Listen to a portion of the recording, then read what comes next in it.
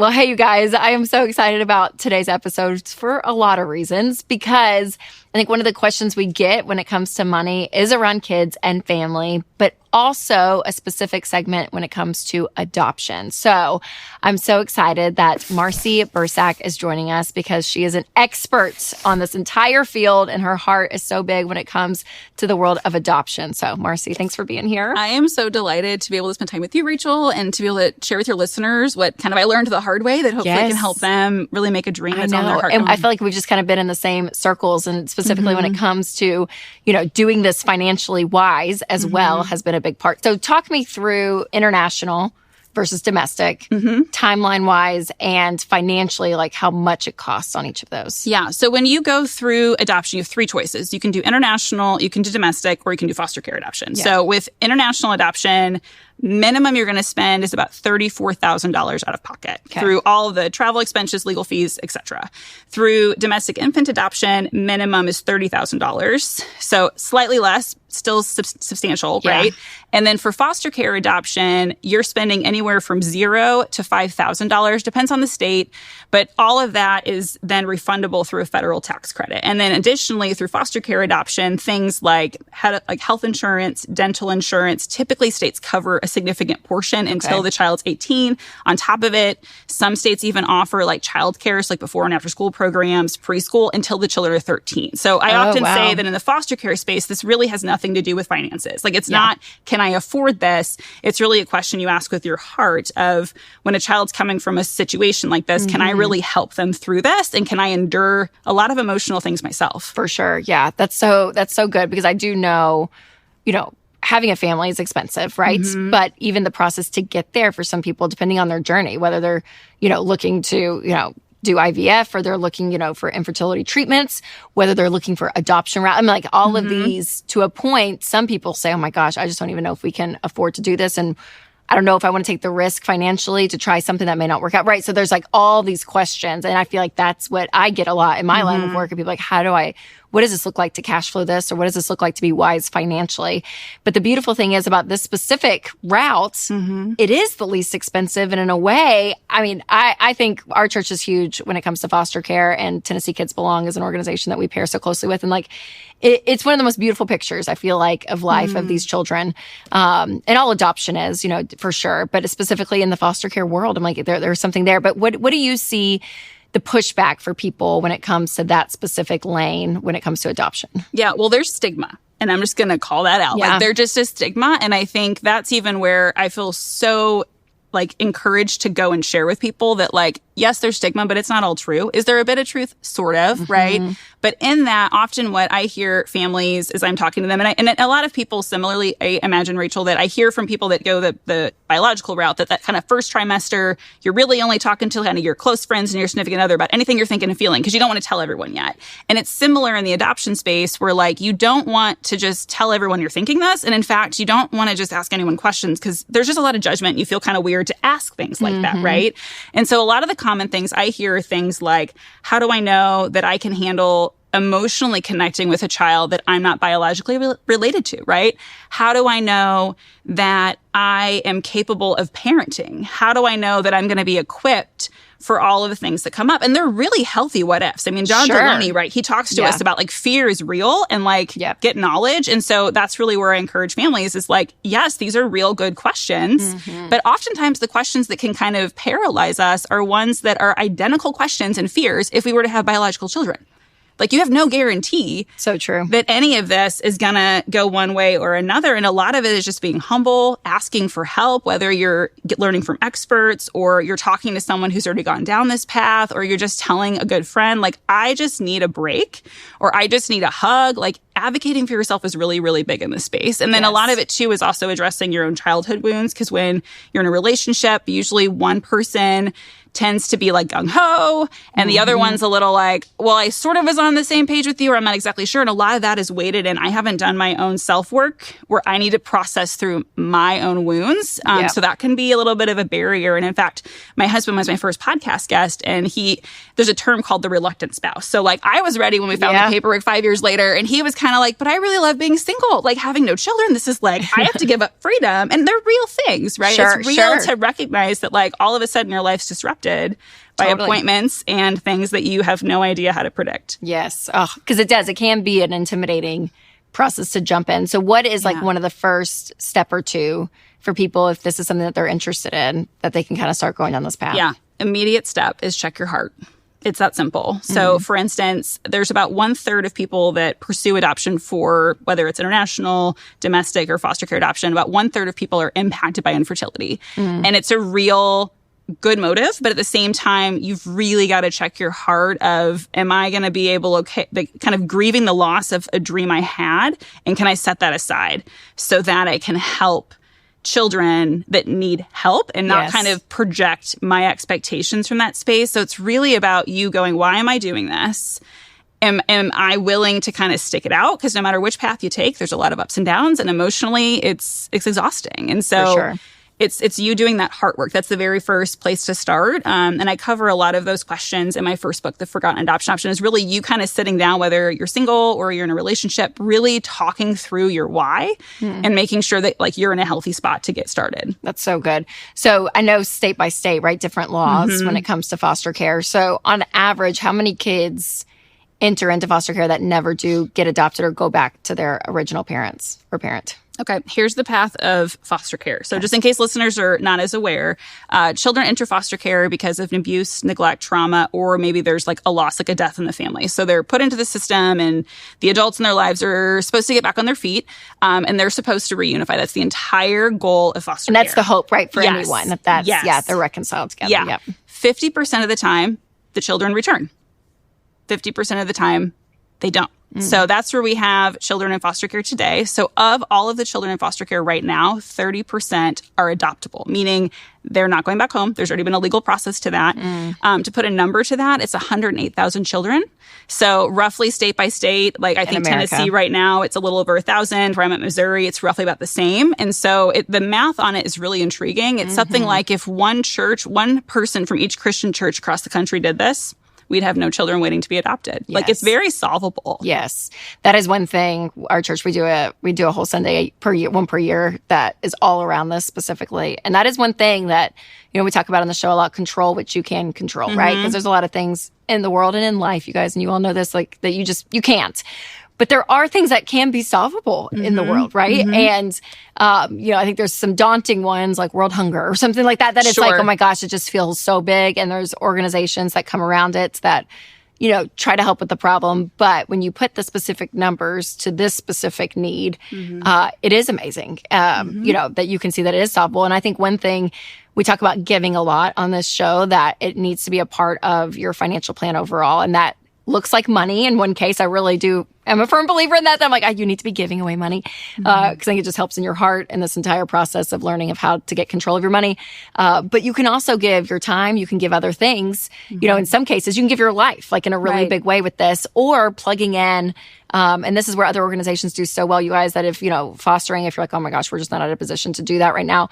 There's organizations that we have this at our church that it's called the Wraparound Ministry. And if someone goes and becomes a foster parent, everything is taken care of. Like people come around and take care of them. So whether it's their yard, their groceries, their meals, getting diapers, getting strollers, getting equipment, everything is done for them to help support in that way. And so I think that is one thing to think through creatively in any part of life when it comes to giving and serving, that, the call, that specific thing may not look like it for your specific life, but what are ways that you can support and love the people around you? So what are other ways, if people know, others in their community that may be embarking on this process, what are ways that would be a beautiful way for people to come and support foster families? Yeah. And I think you hit it straight on, that community aspect is so important. And some people, like, if you're like an organizer starter kind of person, like, please start this at your church. There's so much rich success around the country when churches do this, right? But if you're like, well, my church isn't big enough or that's not my skill, cool, right? Or even not a church community, great. Right. Things you can do are offer to run errands, offer to make a meal. Sometimes families get a little bit less likely to say, oh, you can care for the children right now. They just need your support. Yes. And sometimes we don't have the words to tell you what we need. And so it's sort of a guessing game, right? But even just, hey, we want to go for a walk tomorrow morning. I'm going to get you a coffee while we're walking. Or, hey, we have all of these things. Would you like any of them? Or I'm going to go pick up one for myself. I'm going to get one for you too. I had a family when we were setting up our home. So our kids were in preschool when we met. We had less than a week to prepare for them to move in. And a friend was actually in the process of moving her home across the kind of region. And I'm talking to her and I'm still like, I don't even have any idea how to prepare. And she's pulling stuff out of her cabinets. And she's like, my kids are grown. Would you like a high chair? Would you like this? And it was so incredibly helpful because I thought, well, I'll go home and think about this. And she was like, no. Like, I can help you right now. We'll just do it. Yeah. And that kind of friend to me is like so helpful because she didn't want anything for it. She just she was like, I'm going to get rid of this stuff anyway. So you can have it. I also had a neighbor whose relative worked for one of the major department stores. And I had a list of things we were still trying to get. So she was like, hi, I'd like to get those items for you. And we're going to get you the employee discount on those items. Oh, wow. So she ran to the store for me. So I had time to like tidy my home. I had a friend out of state that really wanted to like be there with me through all of this. And so I'm like cleaning up the home late at night, like probably 24 hours from me and my kids. And I get a text message and she said, I don't think about price. I need you to think about the thing you don't have that you wish you would have. And it was the sweetest thing. So and she said, don't even go shopping. Just tell me. And I was like, we don't have a rack for backpacks. And she goes, measure it, and that's all I want you to do. And so she sent me like 5 in a text message and said, pick one. And she Amazoned it. And it was like the easiest thing. Yes. But it took off such a relief on me to be like, I need my kids to feel like their backpacks have a home. That they were meant to be here. Yes, that's so good. So good. So that's what I think, thinking out of the box and getting creative in this way. Again, if this isn't your specific story or journey, things are happening around you guys. So be encouraged by that. So what caused you to go on this whole journey when it comes to your new book's about fostering specifically to adopt, but also just adoption in general? Yeah. Well, I became an adoptive mom. My husband and I decided that adoption was going to be our plan A, which was kind of countercultural at the point. We kind of, some of the churches we were at were like, wait, what? Like, and we were like, no, like we know we're called to do this. And for me, I actually went to church here in Nashville, and our church had taken a group of us to serve in an orphanage in Europe. And I spent a lot of time with the older girls and became very aware of like older child needs. And a lot of these kids have been dropped off there by their families who couldn't afford to feed and like care for them. Yeah. And that was just really deep on my heart. I saw something that I was like, I'm a little too close in age. It's not quite right now, but I really want to help in this. And then when my husband and I were dating and it got real serious, and I'm like, hey, don't know if this is a deal breaker. FYI. But this is actually, I'm like, I don't know how my body works or not, but like, this is really what's on my heart. And he was like, well, me too. And I was like, what? And his grandfather, Grandpa Sam, was a first-generation immigrant from Serbia. And Sam and his 2 older siblings lived in St. Louis, which is where I live. And when Sam was 7, the mom and the dad died of pneumonia. This is like 1920s, like really different time with how we could treat this, right? Sure. So Sam, this is interesting, his 2 older siblings got taken in by a family that had a farm. And they could help on the farm. And Sam was left to the streets. So he grew up sleeping in the back of grocery stores. He begged for food. He has a really amazing story about like coming to faith and ends up actually using his street smarts and becoming a used car salesman. Did really well. Yeah. But for us, it was really, we've seen this need. My husband said, I want to adopt domestically older children. You want to do the older child, but let's do kids in the U.S. because that's where Grandpa Sam, like, what if somebody had helped him too? And what if he and his siblings had stayed together? And Rachel, it took us 5 years. This sounds so silly because some people are like, you didn't know you could do this. I'm like, no, I knew you could foster, and I knew that I could adopt a baby or adopt internationally. I didn't know I could adopt through the foster care system. And so for 5 years, we're trying to like sift through information. The data shows it takes people 5 years to think about adoption for the very first time and to actually take steps moving forward. So we kind of hit the data point, but it's a sad data point, right? Yeah, right. So we ended up going through the classes, had an incredible experience through all of the training and learning. I went through therapy for myself because I was like, I have childhood wounds. I need to be a good mom in this space. I want to go take care of me. Totally. And what actually happened, Rachel, is our kids moved in. So we had declared we wanted to help kids ages 7 through 11, thinking about Grandpa Sam. And my husband did not want a big family. I really did. And so I said, well, we'll just get the 2 we want together. Like that to me would be so wonderful. A big win. Yeah. Yeah. Like I have siblings. I would never imagine being separated. So when we were matched with our kids, they were in preschool. They were 3 and 4. And very quickly, we became aware of, like, we didn't know anyone else doing this. And so a lot of people asked us. And there was a moment, so Rachel, we were told that my kids were supposed to take about 4 months with us, that legally we could go, like, to court and, like, make a date and finalize the adoption. And we're 9 months in. And from what I'd heard from all my girlfriends that decided to have biological children, like, that's your moment, right? Like, you're packing your bag, you're going to the hospital, and you're like, I'm bringing my baby home. Yeah. And I put my kids to bed and had this, like, emotional breakdown in my bathroom. I'm just, like, crying because I'm just like, God, like, 9 months, like, I don't even know what's going on here. Yeah. Like, did I do this wrong? And it was because you weren't far enough in the process of the adoption end, is what you're saying. Yes. Yeah. Okay. Like, there was no end, and no, like, definitive end. So I'm like, how much longer is this thing going to take? And these kids that I'm just seeing go through so much. And I just saw this opportunity of, like, there's a silver lining in this. We didn't know anyone doing it, but we could use the delay to teach other people. So it kind of went quickly, Rachel. I went from having a blog that had a pretty decent readership, but no one would talk to me. They were just very curious, and I respect that. Sure. And then once we finalized the adoption, another 9 months later, we started coaching couples in our living room. They would just come over, and we'd kind of be like, hi, it's really complicated, but you can do it too. And then the pandemic hit, and all of a sudden friends moved to Michigan, and they were like, can you Zoom? Can you teach our friends here? And then through a stimulus payment, I ended up writing down those coaching sessions into a book. And that's how I now teach the country on how to, even though the names are a little bit different. Which is this one, right? Actually, this is the newest one. This is the newest one. Yeah. What was your first one? The Forgotten Adoption Option. Okay. So last little bit. I really am a believer when you give and you serve, it changes who you are. And when you live a life of service, again, it can look all different ways, but for you, I mean, fostering, that's the ultimate act. I mean, that to me, that's like laying your life down and saying, oh my gosh, I'm going to take in vulnerable children who need a home. Like, it's just, it is mind boggling. So what has it done to you, your husband, your marriage, when you live a life of service? How has life changed? To me, it was like we got on the bull and we held on, right? Like, we were like, okay, let's just see what happens with this, right? But I think for us, we now feel like helping people see that there are children that are adoptable in foster care is our family's ministry. And we, like, stumbled into it. And it's the most amazing thing. My son, during the pandemic, kids were at home. They weren't at school. They could write about anything. I was coming out with my first book. And he was like, Mom, I'm going to do foster care and foster care adoption. And he goes online, and everything online is jargony. And it's because it's a state program. It's a government program. Right. And so his teacher was like, sweetie, it's okay. You can switch topics. And he was like, no, I have to help my peers understand who I am. Oh. And so I think for me, the beauty of, like, watching my own children and others that have been impacted, and, like, we're helping you see this entire population that's right around us. Yes. Right? Yes. The data shows that from all the families that have children across our country, 1 in 25, which is like a typical classroom size, 1 in 25 is adopted. But yet we don't really talk about it, right? Yep. Like, it's not like a welcomed, celebrated story. And I know there's different dynamics behind all that. But for our family, helping people see that and appreciate it and just kind of wonder, like, I wonder what I could do in that space, right? We had some family friends that are empty nesters. Like you mentioned, like, maybe you're not called to do this directly. They said, Marcy, we see this family you're helping. They're getting 3 teenagers. Can we help in some way? Well, they needed mattresses. So they were like, we'd love to pay for that. And so there's, like, really beautiful ways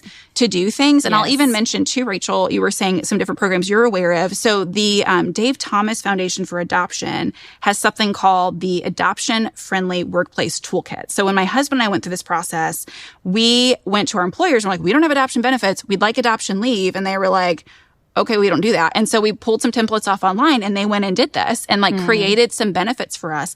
And anyone can do this. So like, it's an easy thing. No matter where you work, you can. Is Dave Thomas the Wendy's guy? Yeah, the Wendy's guy. Yeah. No. Yeah, he was adopted through foster care. Yeah. Oh my gosh, I don't know if I knew that. Yes. So that's why, he's now deceased, right? Yes. But that's, so his foundation, what's beautiful is you can take their toolkit, any of us can, and we can go to our employers and say, hi, I want to make sure that no matter how anyone becomes a parent, we have benefits. So a girlfriend in St. Louis, her company has 700 people. She was like, I'm just going to print the guide. She shows her employer. They roll it out the next enrollment season.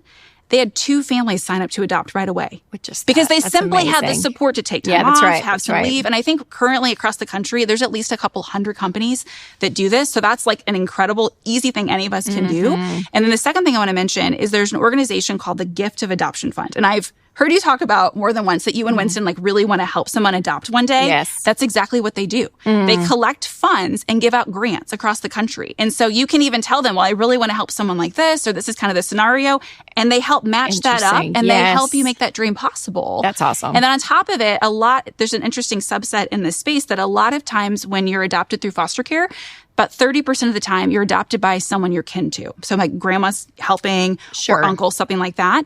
And you often, the biggest expense you have for foster care is renovating your home. So like my husband and I needed to hire a carpenter so that we could kind of get one of our bedrooms ready. And that can be really expensive. Sure. Gift of Adoption Fund also gives out grants for that. So there's like really interesting ways that people can be part of this. Yes. Yeah. And that's the creativity part. That's so good. That's like, it's the needs you may not even be aware of from someone on the outside that's not like super plugged in like you are.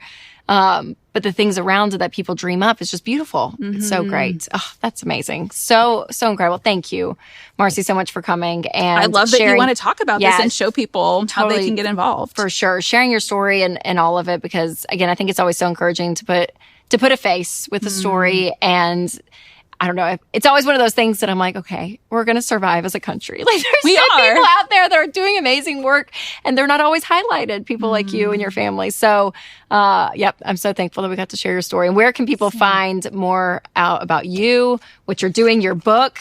Again, this is What to Know When You Adopt Through Foster Care. Great, simple title, which I love. Like when I see good titles, I'm like, that's it. That's like what people want. It's like, that's a great title. Yeah, but where can people find you, the book, everything? Yeah, easiest place to go is ForgottenAdoptionOption.com. You can find all my social handles there, Facebook, LinkedIn, Instagram. And as I mentioned to you earlier, Rachel, there's like such an interesting, like sort of intimacy in this space. Like, can I trust someone? Can I ask them?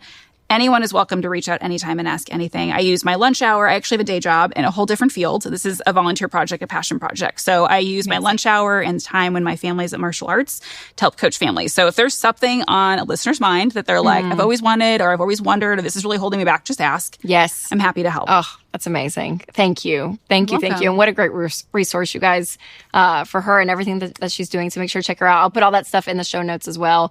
So make sure to click through and see what you're doing. And if you know someone who's considering adoption, make sure to share this episode with them. And if you are someone who has been thinking about adopting, but again, the cost is such a roadblock for you, I would encourage you to check out my episode on how to double your money next. And I'll put that link in the description as well. So thanks again, Marcy, for coming. And you guys remember, as always, take control of your money and create a life you love.